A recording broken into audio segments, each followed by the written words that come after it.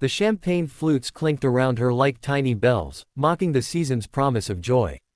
Emma stood in the corner of the lavishly decorated ballroom, her hand trembling as she held the pen above the divorce papers. The Christmas lights blurred through her tears, red, green, gold, all bleeding into one another like watercolors in the rain. Her husband, Marcus, stood across from her with his new girlfriend, Rebecca, draped on his arm like an expensive accessory. They weren't even trying to hide it anymore. Emma's signature came out shaky, barely legible, as a tear dropped onto the paper and smudged the ink. No one at the Harrison and Associates holiday party noticed. They were too busy networking, laughing, celebrating their bonuses and year-end successes. She was invisible, just as she'd always been in Marcus's world, the quiet wife who worked at the local library, who wore department store dresses while everyone else glittered in designer labels, who never quite fit into his ambitious corporate life. What they didn't know, what Marcus had never bothered to discover in their 7 years of marriage, was that Emma Clark was actually Emma Hartwell. The Hartwell. As in Hartwell Industries, the private equity empire her grandfather had built from nothing. As in the third-generation heiress to a fortune that made Marcus's 6-figure salary look like pocket change. As in a woman worth approximately $3 billion who chose to live simply, work among books, and believe that love should be built on something real, not a bank account. Emma had hidden her identity since college, tired of never knowing if people wanted her or her money. She'd used her mother's maiden name, lived modestly, and dreamed of finding someone who loved her for who she actually was. She thought she'd found that in Marcus. She'd been wrong. He'd spent their entire marriage complaining about her lack of ambition, her embarrassing job, her refusal to network properly. He'd grown distant, critical, cold. Then came Rebecca, a senior analyst at his firm who understood his world in ways Emma supposedly never could. All done? Marcus asked, barely glancing at her as he took the papers.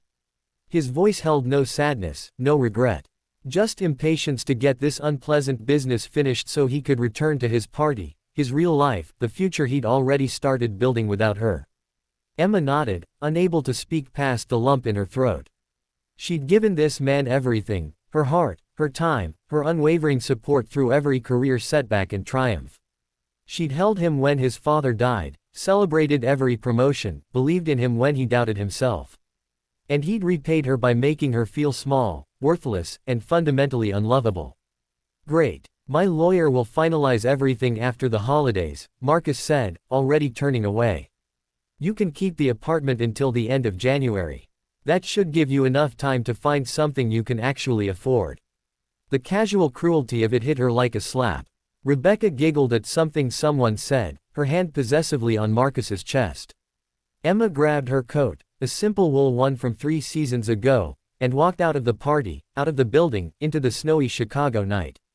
She walked for blocks, tears freezing on her cheeks, before finally stopping at a small church.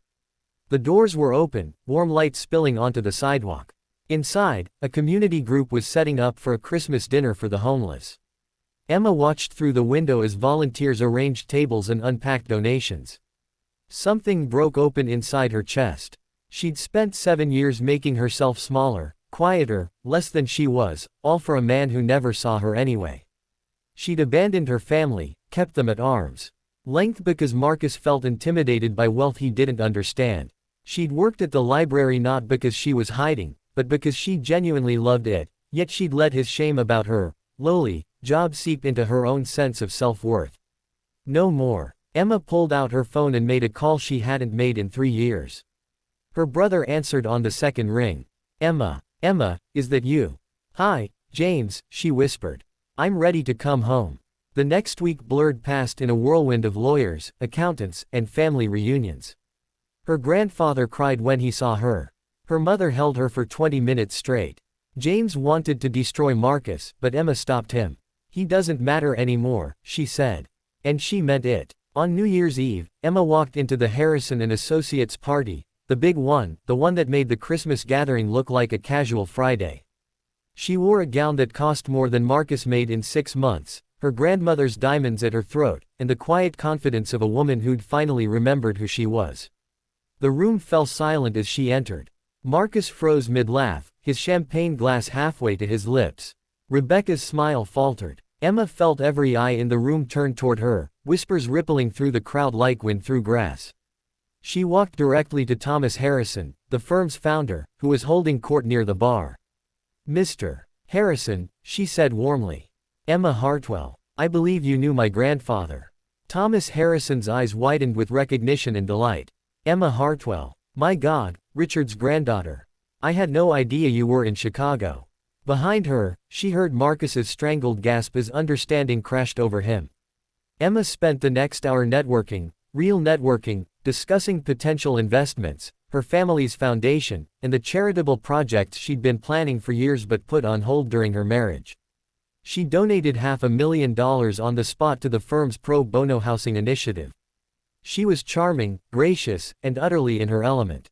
She never looked at Marcus once. Later, as she was leaving, he caught her arm in the lobby.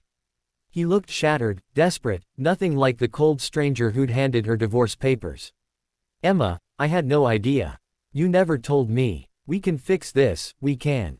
"Fix what, Marcus?" She gently removed his hand from her arm. "You didn't love the woman I actually am. You loved some idea of who you wanted me to be. The only thing that's changed is now you know I have money." She smiled, sad but genuine. "I hope you find what you're looking for. I really do. But it was never me." She walked out into the snow, into the waiting car, into the life she'd put on pause for far too long. 6 months later, Emma stood in the library where she'd worked, but this time as a donor. The Emma Hartwell Literacy Foundation had just funded a complete renovation and expansion. She'd kept her favorite librarian colleagues as directors. She'd created scholarships, reading programs, and community initiatives. She'd turned her quiet passion into something that would help thousands. And every single day, she wore her real name with pride, loved openly and fiercely, and never again made herself smaller for anyone. She'd learned that her worth wasn't determined by who loved her or didn't. It was inherent, unshakable, and had been there all along. She just needed to remember. Sometimes the greatest gift you can give yourself is the courage to be exactly who you are, unapologetically and completely. Emma had signed those divorce papers in tears, but she'd emerged from them whole, finally free to shine.